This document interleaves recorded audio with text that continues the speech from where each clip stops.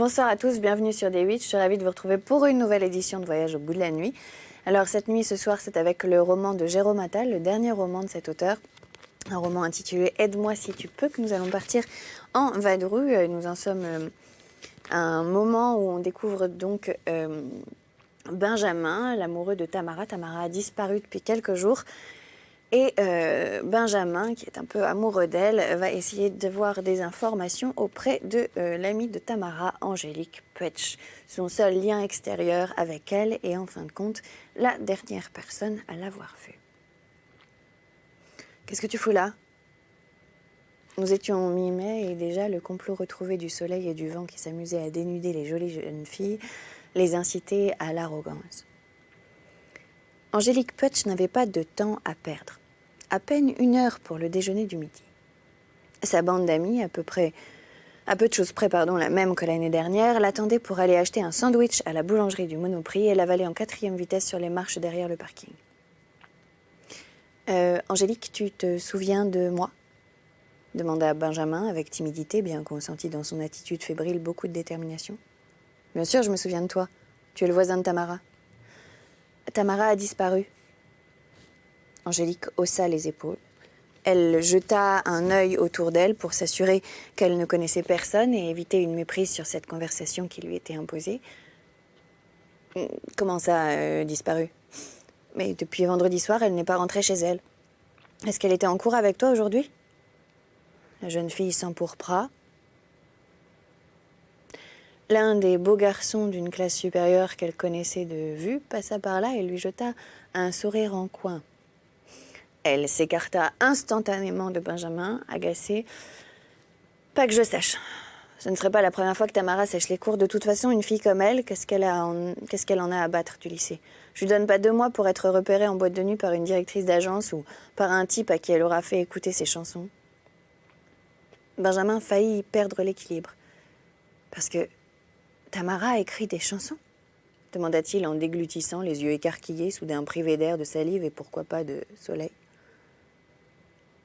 Pas vraiment, elle enregistre des covers qu'elle poste sur YouTube. Le jeune homme eut du mal à dissimuler le puissant pincement au cœur qu'il ressentit au tranchant de cette révélation. Contre toute attente, Angélique tenta une parole apaisante. « Mais t'en fais pas, même sa mère, elle n'est pas au courant. » À cet instant, Benjamin posa la question qui allait démantibuler les ailes de son espérance, le registre de questions dans lesquelles il n'est pas bon de s'aventurer. Pourtant, nombre d'amoureux contrariés s'y engouffrent, ouvrant en eux, comme il s'ouvrirait les veines, des univers de possibilités aussi dévastatrices qu'obsédantes. C'est quoi au juste cette histoire de chanson? Tamara a une super voix, faut qu'elle progresse dans son jeu de guitare. Tiens, elle m'a dit qu'elle avait commencé à prendre des cours. C'était peut-être là qu'elle est, non? Quand est-ce que tu l'as vue la dernière fois? Vendredi en sport. Elle s'est échappée du groupe pour aller fumer de la beuh avec les terminales de Poquelin. Où ça? Demanda Benjamin en crispant ses doigts sur son guidon de vélo. T'en poses des questions. Tu fais un stage dans la police? Non. Près du terrain d'endurance dans la forêt. L'une des petites clairières après le parcours sportif. La dernière fois que je l'ai vue, c'était au niveau de la piscine. Le talus au carrefour des 9 routes, tu connais? Elle m'a fait signe qu'elle allait rejoindre les autres de Poquelin. Tamara ne lui avait pas réellement fait signe, mais Angélique ne pensait pas à mal en disant cela. C'était l'un de ces infimes mensonges qui sont prononcés sans qu'on en connaisse la raison et qui peuplent la journée comme une infinité de microbes inoffensifs, de leur apparition à leur évanescence. Ils ne prêtent pas à conséquence, dans le cas bien entendu où le hasard d'un drame n'en vient pas dévoiler la sombre résonance. Ok, merci. Je vais aller faire un tour dans la forêt pour voir si je ne trouve pas quelque chose. Tu pourras toujours trouver à fumer. Benjamin acquiesça. Il se pencha en avant sur son vélo, prêt à se hisser pour repartir, quand Angélique lui lança « Hé, fais attention, t'as un pneu à plat !» Paniqué, il se mit à jeter des regards fous en direction de ses roues, avant de revenir vers le visage narquois d'Angélique, dont la bouche s'entr'ouvrit pour lui dire « Non, je déconne !»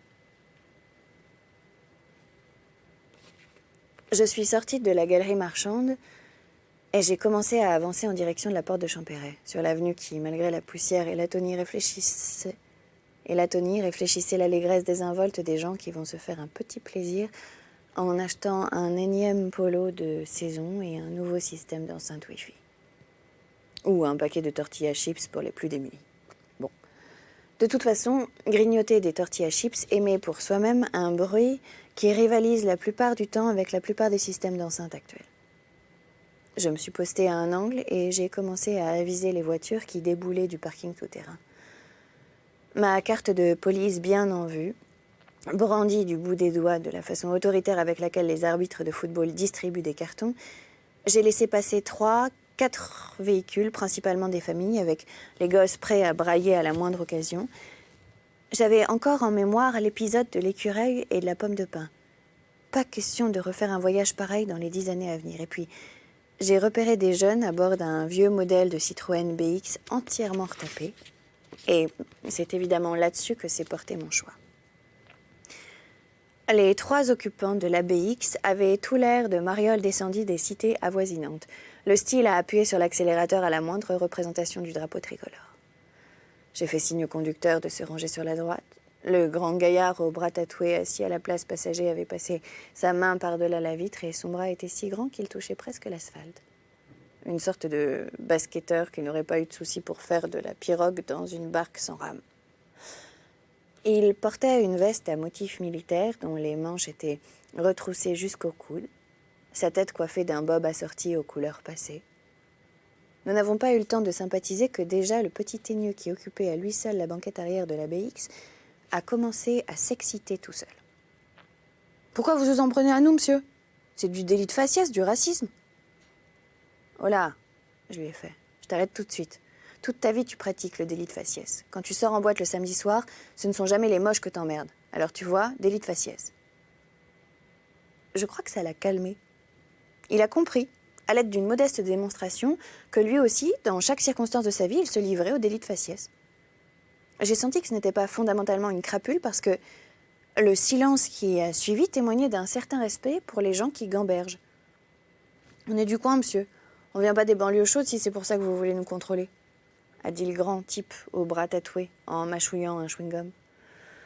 « Par les temps qui courent, toutes les villes sont chaudes, » lui ai-je rétorqué en pointant du doigt le soleil de plomb qui faisait fondre jusqu'aux chaînes des vélos municipaux garés en randonnion de l'autre côté de la voie. Je ne sais pas pourquoi, j'avais en tête la saveur particulière des plaquettes de Hollywood chewing-gums des années 80 avec, quand vous déballiez l'aluminium, la pâte dure légèrement poudrée. C'était un truc extraordinaire que ces chewing-gums. Et comme chaque fois que j'ai la nostalgie des années 80 et que je n'ai pas le temps d'y faire mon territoire, j'ai été pris d'un violent coup de blues. Alors j'ai coupé court aux conversations inutiles et j'ai sorti mon Manure In MR73 en m'adressant au type coiffé du bob. Toi, l'ami, libère ta place et rejoins ton collègue à l'arrière. Vous avez déjà entendu parler du covoiturage ? J'ai une adresse à Puteaux où je dois me rendre dans les plus brefs délais. En route, mauvaise troupe. J'ai attendu que le jeune active la manœuvre et je me suis installée devant, sur la place libérée. Légèrement de biais, histoire d'avoir à l'œil les 2 lascars qui gigotaient à présent dans mon dos. Je n'avais aucun ustensile sur moi pour les menotter au siège arrière, alors je leur ai dit de boucler leur ceinture et leur clapper par la même occasion. Nous sommes remontés vers Neuilly en longeant le périphérique côté Levallois et avons contourné le boulevard Binot avec ses propriétés luxueuses, ses immeubles bordés de platanes et de grandes pelouses, aux terrasses desquelles l'après-midi a toujours la sensation de s'écouler d'une autre façon, plus lente et plus spacieuse que pour le commun des mortels. Puis, après un long zigzag au travers de rues commerçantes, nous avons vu se dresser devant nous les gratte-ciels de la Défense dans leur impavide majesté. Ça avait l'air de divertir les occupants de la BX de venir en aide à un capitaine de police une fois dans leur existence.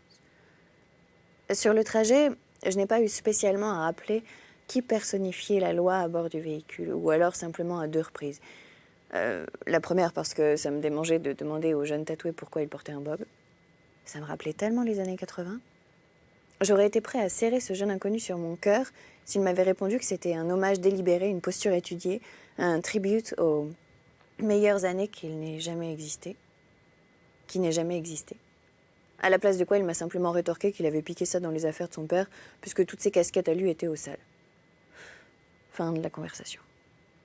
La deuxième fois, je suis intervenue pour la simple et bonne raison que je n'en pouvais plus de leur musique de décérébrés. On a eu un débat houleux. J'ai même failli leur demander de me déposer au niveau du pont de Neuilly en argumentant qu'ils m'avaient toujours fait marrer, ces rappeurs ou ces slammeurs qui vont parler métrique et prosodie et toutes ces conneries de dictionnaire alors qu'ils n'étaient même pas capables de faire un effort pour rapporter une note correcte à la maison et faire plaisir à leurs parents. Ensuite, ils vont faire des pataquès pour épater le show business, alors qu'en émotion, ils n'arriveront jamais à la cheville de chansons comme Le géant de papier de Jean-Jacques Lafont ou Avoir un seul enfant de toi de Phil Barnet. Donc ce que j'ai fait, j'ai demandé poliment à mon chauffeur de brancher son poste sur Radio Nostalgie pour mon plaisir et parce que j'avais très très envie de participer à l'éducation de la marmaille actuelle. Le centre-ville de Puteaux se situe juste après le quartier de la Défense, si vous suivez le fleuve vers le sud. Un amalgame typique de l'Île-de-France, construction moderne et petits pavillons en meulière, un peu comme si Robert Doisneau était capturé pour l'éternité dans un rêve de Terry Gilliam. Autrefois, c'était un réel bourbier, des terres marécageuses, et puis l'abbé Suger, l'abbé de Saint-Denis, avait décidé d'en faire une cité tout à fait habitable, et on avait même fini par y cultiver des roses. D'être passé en quelques siècles du bourbier à la rose, ça a laissé un peu d'espoir chez les habitants. Mais au fond, peu importe le terreau, tout le monde ne terminait pas sa vie dans un jardin clos à l'abri du fracas du monde.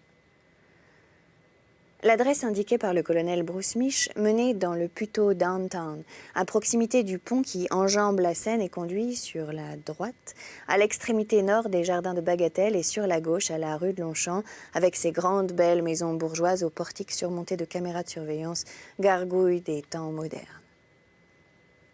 La BX obliqua dans la rue qui était notre destination finale, nichée dans un quartier résidentiel en plein cœur de la ville. Peu d'effervescence en cet après-midi de grand départ. Le retard obsédant d'une alarme de surveillance brailla 3 minutes avant de s'interrompre dans l'indifférence générale. Je filai un billet de 20 € au môme, à peu près l'équivalent de la course en taxi, en comptant les ralentissements et leur fis promettre d'être des enfants sages, au moins pour un temps. Bon, on n'est plus des enfants, monsieur. Agin le grand type au bras tatoué en sortant du véhicule afin de réintégrer sa place initiale. Et j'ai pensé que si j'avais pointé sur sa tempe mon MR73, il aurait sans doute eu pour premier réflexe d'appeler sa maman au secours. Mais j'ai gardé cette pensée pour moi et je me suis contentée de leur dire « Ok, ne soyez plus des enfants, mais promettez d'être sages quand même. » Je ne sais pas pourquoi, j'ai toujours eu une tendresse pour les enfants sages. Observez les cours de récréation, c'est souvent le Bronx, les dominants, les suiveurs, les brites, les faibles. Je me demande pourquoi les scientifiques s'emmerdent avec les rats. Les enfants, en règle générale, c'est quand même un peu moins répugnant. Eh bien, à mon sens, ce qui tient l'humanité debout, ce sont les enfants sages. Si vous en rencontrez, vénérez-les. Au final, le monde tient encore sur ses pattes parce qu'il y a 1 ou 2 enfants sages par cours de récré. De mon point de vue, je pense qu'il faudrait leur édifier un mémorial dans chaque ville, sur chaque place de village. Au même titre que les anciens combattants ou les grands écrivains qui sont célébrés parce qu'ils ont eu leur première érection dans telle ou telle sous-préfecture. Le mémorial des enfants sages, ça aurait vraiment de la gueule. Le jour où il n'y aura plus aucun enfant sage, le monde sera livré à lui-même, à son adolescence primitive. Chacun se promènera avec son désir exacerbé en bandoulière, brandissant une machette à la main et ce ne sera pas beau à voir. La Citroën BX a fait demi-tour en butant contre le trottoir opposé, au mépris des règles élémentaires de la circulation routière. Mais cette fois, j'avais décidé de fermer les yeux. Par empathie pour le cadavre qui m'attendait à l'étage. Chapitre 4. Je ne fais plus d'erreur. Quand j'arrive sur une scène de crime, je ne fais plus l'erreur, quand j'arrive sur une scène de crime, de vouloir serrer la main aux personnes qui sont déjà présentes. Même si je reconnais un visage ou deux, je sais que l'ensemble des protagonistes envoyés sur place a les mains occupées et la tête ailleurs. Alors, je me contente d'un petit signe général, le poignet mobile, la main recroquevillée comme lorsqu'on tente de figurer un chameau dans un spectacle d'ombre chinoise. Le rez-de-chaussée du bâtiment était occupé par un immense garage sans visibilité depuis l'extérieur, pour accéder à l'entrée du pavillon. Je suivis donc sur plusieurs mètres une fine bande de terrasses d'allées, d'où débordaient des mauvaises herbes telles des touffes de poils, des oreilles de personnes âgées, et enjambaient 2 massifs d'hortensias semblables à leurs grosses guimauves à la fraise. Levant la tête, face à l'escalier qui menait au séjour de la victime, j'aperçus un dégueulis de lierre couleur ocre et vert qui recouvrait en totalité les fenêtres du 2e et du dernier étage. Après avoir grimpé la volée de marche et pénétré dans le vestibule, je retrouvai Bernard, un copain de la police scientifique, féru de bagnoles anciennes, et 2 gendarmes qui s'étaient installés tranquillement devant l'écran de télévision. Il était déjà allumé quand on est arrivé, fit l'un d'eux à mon intention. C'était le plus âgé. Dans les 40 ans, un bon flic, ni corrompu, ni blasé. Le second était un bleu, un genou impressionnable qui n'avait pas encore vu voler son premier parpaing en direction de son véhicule de service. Le meilleur était à venir. Le gendarme qui venait de m'adresser la parole, je l'avais déjà croisé sur une affaire d'homicide. Il savait que j'étais réputée pour avoir de bonnes manières et que je pouvais être aussi salement impulsif. Chacun de nous doit lutter contre des antagonismes chevillés au corps, n'est-ce pas ? J'ai jeté un coup d'œil circulaire dans la pièce. Rien ne semblait avoir été endommagé. Une étagère remplie de DVD, des babioles sans grande valeur ni histoire, une construction éphémère de carton à pizza juchée sur un tabouret Ikea, un fauteuil en tissu jaune, des chaussettes dépareillées qui traînaient aux 4 coins de la pièce, du matériel informatique et une console de jeux vidéo dernière génération. L'appartement du célibataire francilien dans toute sa splendeur. Quant au cadavre, il était allongé de tout son long sur le sol, torse nu, l'épaule tatouée de taches de soleil mobile qui s'invitaient depuis la fenêtre côté rue. Je suis revenue sur mes pas et j'ai vérifié la porte d'entrée. Aucune trace d'effraction. Qui l'a découvert ? Demandai-je. La femme de ménage, m'apprit le gendarme que je connaissais. Elle avait un double des clés. Elle attend dans notre véhicule de service en état de choc. Vous avez baissé la vitre ? Pardon ? La vitre de votre voiture, vous l'avez laissée entr'ouverte ? Avec la chaleur qu'il fait, il ne faudrait pas qu'on ait un second cadavre sur les bras. On lui a même sorti un coca frais du réfrigérateur, avoua un peu honteusement le jeune gendarme. Ça nous a permis de fouiller la cuisine et la chambre à l'étage aussi, rien à signaler. La femme de ménage ne sait pas grand-chose, elle venait 1 fois par semaine. Impact de balle ? Demandai-je en m'intéressant à la position du corps. Non, Cag, me dit Bernard de l'IRCGN. Strangulation, et c'est pas beau à voir. Une entaille profonde.